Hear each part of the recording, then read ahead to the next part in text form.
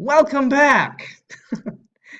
Thank you for listening this far. I know you have to, but both you and I are absolutely loving the fact that this is 15 minutes long, and Screencast-O-Matic made me do this in two parts because you can only max us out at 15 minutes. So thank you. So let's get back to what we were talking about, finishing up the legend. So he grabs this birch tree and he's saved. And he praises it and he decorates it. And that's why birch trees have the special markings that they do to this day. So, in addition to giving us the origin of the birch tree and the origin of the wind, it clearly points out that he was blown south to Birch Creek. Now, Badger Two Medicine area is north of Birch Creek. Therefore, he was blown through the area.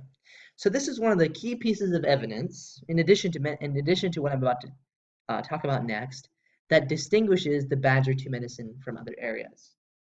Because the Blackfeet, like everyone, we just as we like some people, but we love others, they like they love the Badger Two Medicine apart from other areas. And this is one of the legends that establishes that.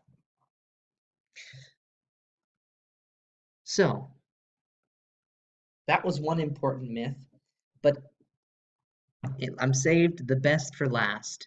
The Scarface legend is the most important legend to the Blackfeet because along with Scarface being their most important hero, this legend actually establishes the Sundance. That is the pinnacle of their ceremony. So the legend, which I draw mainly from J. Hanford Vest's account in his essay "Traditional Religion and the Sacred the Sacred Badger Two Medicine Wildlands." But I also draw from the Blackfeet papers, and so I'm going to synthesize the best details for both accounts. And so it goes like this. Scarface was a boy who had a scar, as the name would imply. Now, he was attracted to a beautiful woman, but he discovered through other sources that she wouldn't marry him because of the scar on his face. Now, of course, he's terribly saddened by this. That's terrible. And in addition, we won't make value judgments about this girl, but kind of shallow, right?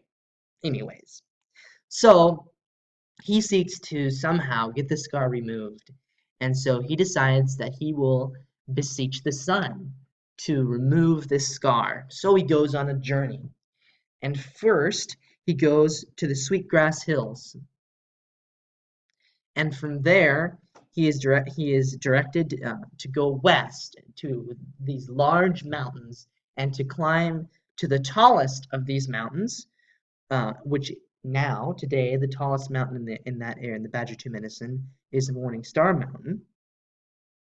And if further, he is instructed, saying, Scarface must sleep there to seek out the spirit of that mountain, who should know the answer, how to remove the scar, to Scarface's question. So, we're going to take a little side note here just to point out, again, seeking the spirit of the mountain. Again, emphasizing how important the land in itself is to the Blackfeet people. So, we continue on with our story. And Scarface travels across the mountains to the largest mountain in the area, which is now called Morning Star Mountain. And he travels along the peaks looking like this. This is traveling along the ridge line towards the Scarface Ridge. And so he travels along, and eventually on this mountain, he meets Morning Star, the sun, S-O-N, of the sun, S-U-N. The Morning Star helps him get on the good side of the sun and eventually convinces him to allow him to stay in the Lodge of the Sun. And Sun takes pity on Scarface and decides to remove his scar. So Scarface stays in the Lodge of the Sun for a time, and he even, with Morning Star, he journeys into actually a forbidden territory, and he is attacked by some animals, and he kills them. And when he returns, he tells Sun that he killed these animals, and Sun said, I'm not going to believe you until I see these animals." So he brings part of their remains back and shows him, thus proving that he killed them. And this is the origin of scalping. So we take that minor side note, and now we continue. So Scarface stays there for a while, but eventually he wants to return. And when he returns, the people notice that he not only has lost his scar, but he has sort of a special aura about him. He's kind of, in living in the Lodge of the Sun, he has acquired sort of the presence and the glory, if you will, of the sun. So his friend builds him a lodge to house him. Well, that aura kind of wanes away, and Scarface is grateful, and he gives him the sacred garments that were gifted to Scarface himself from the sun. Now, the lodge that is created during the sun dances is actually to recreate the lodge that was made for Scarface upon his return. And so this tradition, this sun dance, this legend is the origin of that, and it continues to this day. Now, this ceremony, the sun dance, is the pinnacle of Blackfeet ceremony, and to do anything, and of course this land, I'm backing up here, the land is associated with this legend. Ergo, doing anything to the Badger 2 medicine, which is associated with this legend, is to infringe upon the very beating heart of Blackfeet culture, something we cannot allow to happen. So, many people then say the land is too sacred to drill, but question mark, because some people don't see it that way, unfortunately. Now, the tribe has done an initiative to help prevent what I'm about to talk about, and here is their video describing the current situation of the Badger Peninsula today, and we'll watch it here.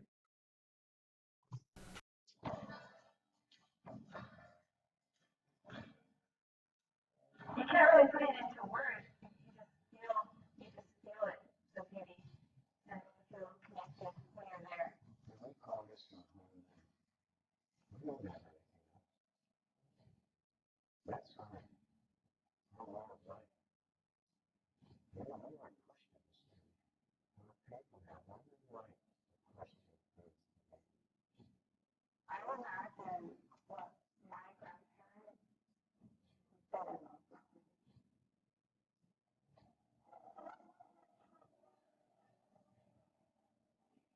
And just the that comes out of adulthood, of what will sustain.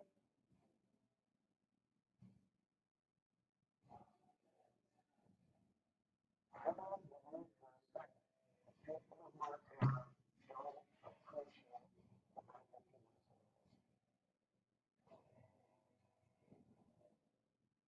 of basic needs are water, food, and the solace of the area. One of the basic needs that are there that are provided no matter what interplane, allow oil and gas development in Badger Timber, the Barrel Foundation, who we are with the comment. Yeah, President Rock. My name is Earl Rowe, chief of the Blackfeet Nation and long-term Badger Medicine for thousands of years has helped shape the identity of the Blackfeet people from having a Blackfeet culture. Many of the minor families become more passionate, they become more vocal, they become more forthright. It's perfect for creating a perfect solution.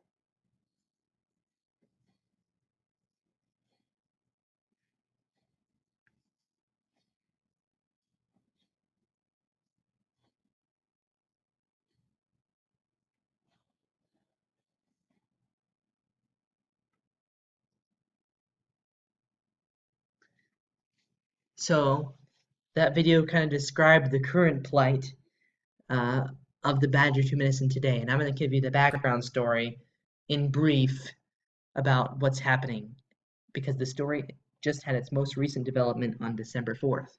So it's a current issue.